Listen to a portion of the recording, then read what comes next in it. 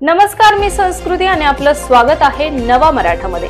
2025 या नवीन वर्षाला सुरुवात झाली आहे। अशातच वैदिक ज्योतिष शास्त्रानुसार नवग्रहांमध्ये चंद्र हा सर्वात जलद गतीने चालणारा ग्रह मानला जातो। कारण चंद्रग्रह एका राशीत फक्त 2.5 दिवसांपर्यंत स्थित असतो, त्यामुळे चंद्राची कोणत्या ना कोणत्या ग्रहाबरोबर युती किंवा दृष्टी पडते। चंद्राची काही ग्रहांबरोबर युती फार शुभ मानली जाते। त्यानुसार येत्या 9 जानेवारीला रात्री 8:46 चंद्र वृषभ राशीत प्रवेश करणार आहे। या ठिकाणी आधीच गुरु ग्रह बृहस्पती विराजमान आहे, त्यामुळे या ठिकाणी गुरु आणि चंद्राची युती होणार आहे। यामुळे गजकेसरी राजयोग निर्माण झाला आहे। वैदिक ज्योतिष शास्त्रानुसार या राजयोगामुळे 12 राशींच्या जीवनावर परिणाम होणार आहे। तसेच या 3 राशींच्या लोकांचं भाग्य या काळात उजळू शकतं। मात्र आता या 3 राशी कोणत्या आहेत ते आपण जाणून घेणार आहोत।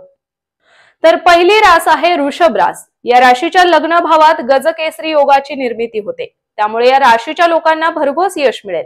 तसेच तुमची अनेक दिवसांपासून रखडलेली कामे या काळात पूर्ण होतील। देवी लक्ष्मीच्या कृपेने नशिबाची तुम्हाला चांगली साथ मिळेल। नोकरदार वर्गातील लोकांसाठी देखील हा काळ फार चांगला ठरणार आहे। यानंतर ती दुसरी रास आहे धनुरास। धनुराशीत गजकेसरी योगाची निर्मिती 6व्या चरणात होणार आहे। या काळात तुम्हाला अचानक धनलाभ होऊ शकतो। तसेच वडिलोपार्जित संपत्तीतून तुम्हाला चांगला लाभ मिळेल। तुमच्या करिअर बद्दल बोलायचं झाल्यास नोकरदार वर्गातील लोकांचं या काळात आपल्या कामावर पूर्ण लक्ष असेल।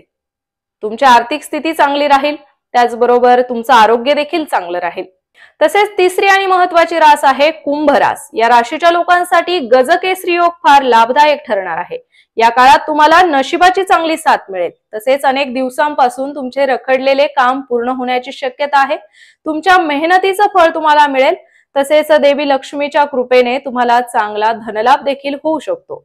तर अशाच माहितीपूर्ण बातम्यांसाठी आजच नवा मराठा या YouTube चॅनलला नक्की सबस्क्राइब करा, लाईक करा आणि शेअर करा।